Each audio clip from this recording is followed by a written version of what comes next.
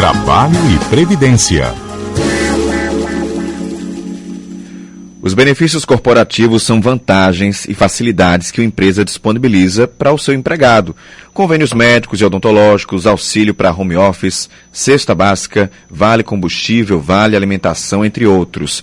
Eles são cada vez mais utilizados como uma ferramenta de promoção do bem-estar e da qualidade de vida dos colaboradores e, consequentemente, como forma de retenção de talentos e valorização profissional.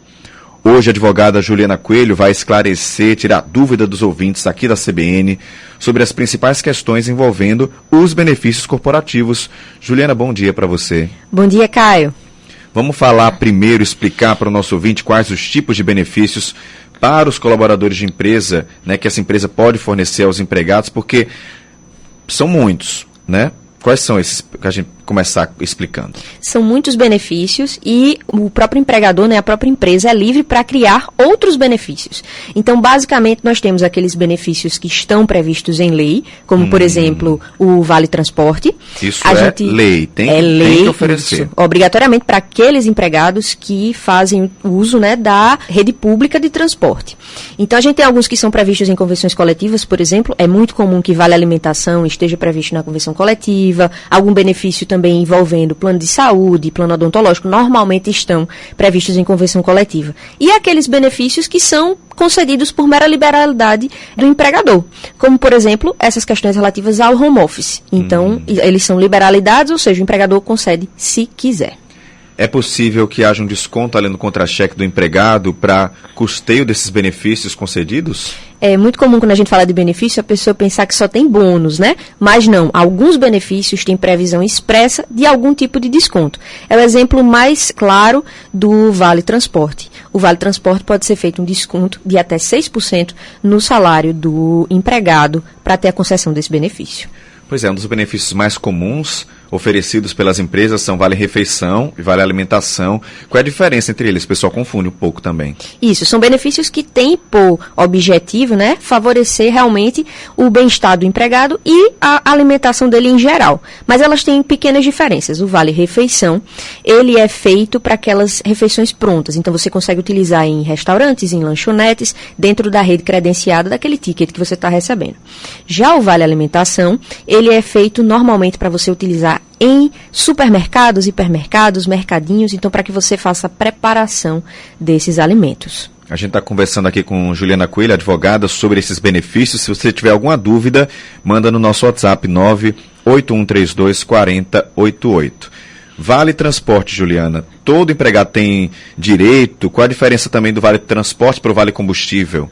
Nesse caso, todo empregado que faz uso comprovado da rede pública de transportes, mesmo que seja intermunicipal, por exemplo, o empregado que mora em Bahia e trabalha em João Pessoa, ele tem direito, sim, à utilização e à concessão desse Vale Transporte. Agora, se eu utilizo veículo próprio, ou se eu moro, por exemplo, do lado do trabalho e vou a pé, eu não vou fazer jus ao recebimento do Vale Transporte. Por outro lado, o auxílio combustível é um benefício que tem se tornado cada vez mais comum nas empresas, assim como, por exemplo, o reembolso quando você usa transporte por aplicativo. Esse não é um benefício obrigatório, é mais uma ajuda de custo que a empresa concede aos seus empregados para auxiliar nesse transporte casa-trabalho. E quem trabalha em casa, em home office, tem se tornado muito comum. Existe algum benefício específico para esses trabalhadores? Esses trabalhadores, eles normalmente fazem jus à percepção do Vale Alimentação, quando isso está previsto em convenção coletiva ou quando o empregador quer conceder, e também fazem jus, se pactuado com o empregador, se pactuado por escrito com o empregador, a algum tipo de auxílio para conta de luz, conta de internet, às vezes recebem auxílio para compra de computador ou recebem o próprio computador, mas é mais a título de ajuda de custos e desde que previsto no contrato de trabalho. A empresa é obrigada a fornecer e custear plano de saúde odontológico dos empregados? Nem sempre. Normalmente, as empresas que concedem esses benefícios, elas o fazem ou porque desejam beneficiar seus empregados e conceder isso realmente como uma forma de atração de novos talentos, ou, por outro lado, quando há previsão expressa em convenções e acordos coletivos. Normalmente, nesses casos de concessão de plano de saúde, é concedido aquele plano de saúde em coparticipação E aí vai haver, normalmente, algum tipo de desconto para que o empregado e seus dependentes façam uso desse plano de saúde no contra-cheque do próprio empregado. Então, você paga uma parte, a empresa paga outra. Exatamente, Caio. Mas acaba valendo a pena às vezes, né? Exatamente. Porque é um plano de saúde bem caro hoje em dia, então Exatamente. vale a pena. 2022, ano passado, publicado uma lei que regulamentou o auxílio creche e o reembolso creche, que é um benefício extremamente importante para mulheres que são mães, empregadas que são mães. Como é que funciona esse benefício? Como é que elas devem fazer para receber? Nesse caso, Caio, o auxílio creche, assim, lato sensu, ele já existia na nossa legislação, mas ele ainda não tinha sido regulamentado. E aí foi regulamentado no ano passado. Nesse caso, existem duas situações. Empresas que têm um ambiente destinado aos filhos das colaboradoras, e aí elas podem utilizar tanto para deixar os filhos como para aquele espaço de amamentação, mas essa obrigação é apenas para aquelas empresas que têm a partir de 30 funcionárias mulheres, que têm mais de 16 anos, e existe essa outra possibilidade que a lei previu, que é a concessão de um reembolso. Você paga a creche da criança e a empresa lhe reembolsa por esses valores.